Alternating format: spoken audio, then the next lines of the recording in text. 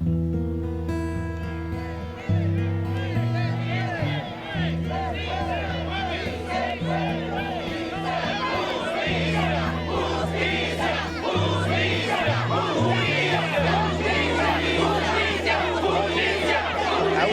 the Prince William County Government Center, a rally cry.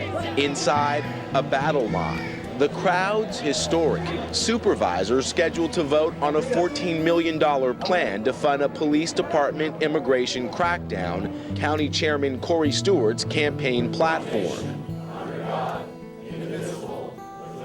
I would just like to say, and I mean this very sincerely, don't ever forget 9/11 and who was responsible for 9/11 illegals.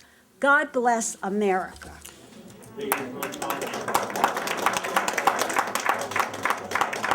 That wasn't Spanish people who did this to America people. It was people from other countries. I will never hurt America. God bless America. Thank you. Let me say this about what seems to be a confusion in some people's minds. Don't confuse the 9/11 with the 7/11. The people at the 7/11 had nothing to do with the attack on the Twin Towers on 9/11. The guys at the 7/11 just want to work. Mr. Stewart, look at me.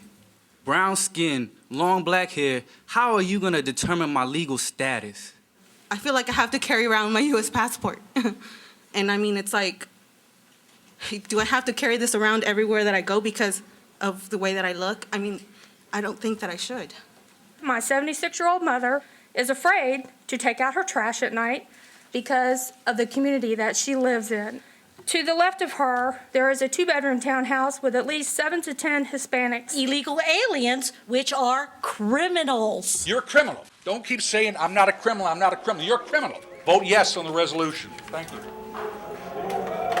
Got a warm applause out here, Dave. I sat for hours and hours at Potomac Hospital waiting to be served. And there were multiple families in front of me with all of their children with them. We are tired of seeing people drive down our streets fast, drunk. It's about an invasion of this country. This country is being invaded no less than if hordes of armed people came across its borders. This invasion is not armed, but they've got weapons. The weapons they use are their anchor babies. Mark these words. We are going to repel this invasion.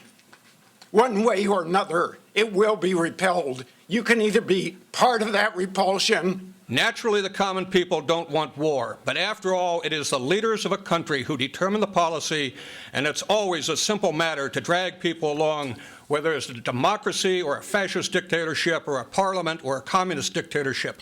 Voice or no voice, the people can always be brought to the bidding of the leaders. This is easy. All you have to do is tell them they are being attacked. Think of what you just heard by the speaker before me. And denounce the pacifists for lack of patriotism and for exposing the country to danger. It works the same in every country. If you don't recognize it, that was Hermann Göring just before he committed suicide at Nuremberg. Fear politics work very well. That's what this is about. I'm a residential alien of the United States, land of the free and the home of the brave. And we are brave, and we're gonna stand and we're gonna fight this to the end. And if y'all haven't took a look outside, please do. We are out here and we ain't going nowhere. Thank you. There might be 2,000 or 3,000 of you outside, but there's a million more just like me. Bring it. Thank you. Thank you. Next speaker, please. It was sons of the illegal immigrant that went to Iraq. I fought for this country here. Across here, which one of you guys fought for this country? And now you're sitting down there trying to pass a bill that will, you know.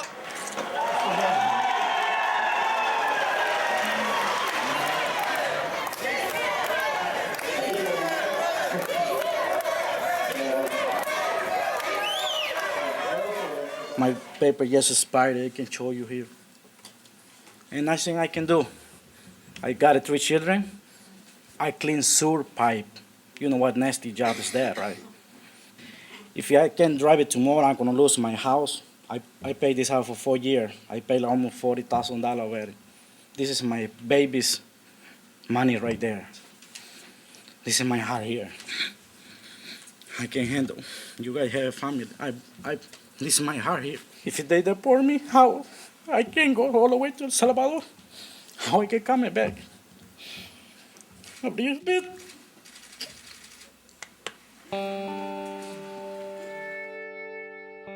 People were looking around at each other for support and wondering, are you my enemy or are you my friend? For the immigrants, it really felt like suddenly people were screaming at them to leave. Many of the immigrants were asking their children to speak for them. This was like the hardest part of the whole day for me, is like watching kids breaking down in tears because they were under so much pressure. I mean, can you imagine? I mean, it's scary to go up for anyone, but you're 10 years old and your parents are depending on you. My parents are immigrants. I am a citizen. I think all the time about if they will deport my family. But now I just say no, don't approve the law. My dad is a roofer. We pay taxes. I don't care about anything except my education and family. Just think before you act. Thanks. That's it. Thank you.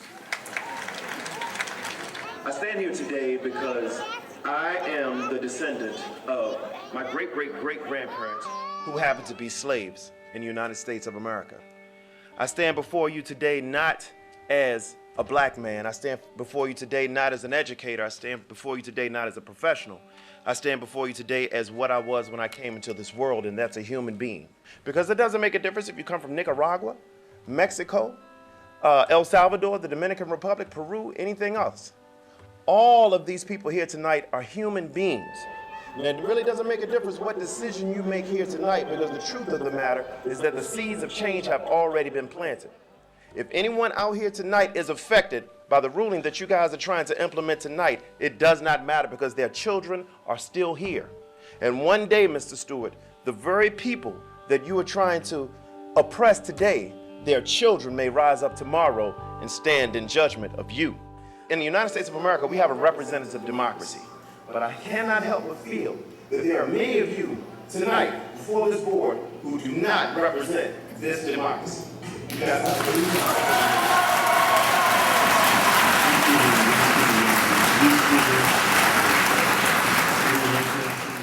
to What a great land it is when you can be laying in bed at 11 o'clock at night and have an issue come on television that you feel passionately about, and get up and take a shower and come on down and sign up and get a chance to be on TV.